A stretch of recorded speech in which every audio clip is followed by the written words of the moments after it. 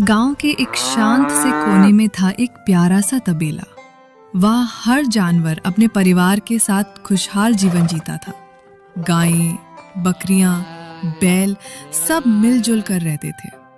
उसी तबेले में रहती थी एक सुंदर, शांत और सबकी प्यारी गाय, नीलम।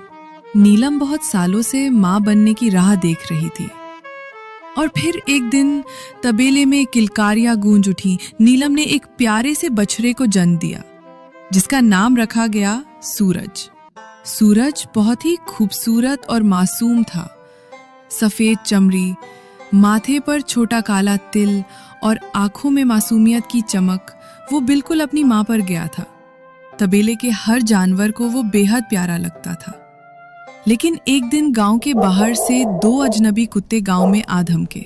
नाम तो कोई नहीं जानता था, पर उनकी पहचान थी हरामी, दुष्ट, आवारा और मांसाहारी।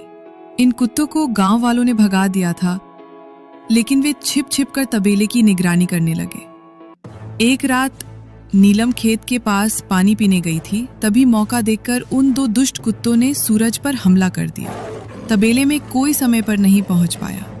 जब नीलम वापस लौटी, उसका संसार उजड़ चुका था। सूरज अब इस दुनिया में नहीं था। नीलम फूट फूट कर रोई। वो ना कुछ खाती, ना किसी से बोलती। उसकी आंखें हर समय सूरज को ढूंढती रहती थीं। सारे तबेले में शोक फैल गया।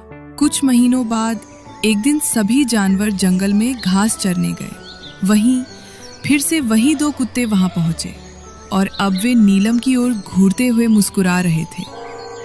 नीलम का दिल कांप उठा। वो समझ गई, ये वही कुत्ते हैं। लेकिन इस बार वो कमजोर नहीं थी। नीलम ने योजना बनाई। उसने जानबूझकर कुत्तों को झांसा दिया। आज तबेले में एक और बछड़े का जन्म हुआ है और आज रात सारे जानवर वहीं खाना खाएंगे।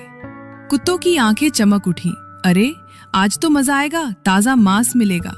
वे बोले, यार, हर रात को हम तबेले में चलेंगे।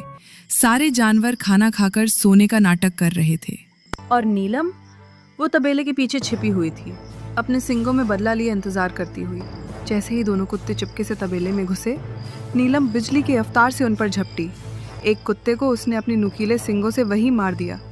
दूसरा कुत्ता डर के मारे कांपने लगा और बोला, सुनो नीलम, सूरज को मारने का आदेश किसी और ने दिया था, हम तो बस भूखे थे। नीलम कांप उठी, आंखों से आंसू गिरने लगे। लेकिन सूरज की याद में उसकी ममता आग बन चुकी थी। उसने उस कुत्ते को भी अपने सींगों से खत्म कर दिया। उसके बाद नीलम वापस तबेले तो लौटी, पर फिर कभी किसी से हंसी नहीं। वो दिन रात सूरज की याद में खोई रहती। नीलम अब नीलम नहीं थी, वो एक माँ की मूरत थी।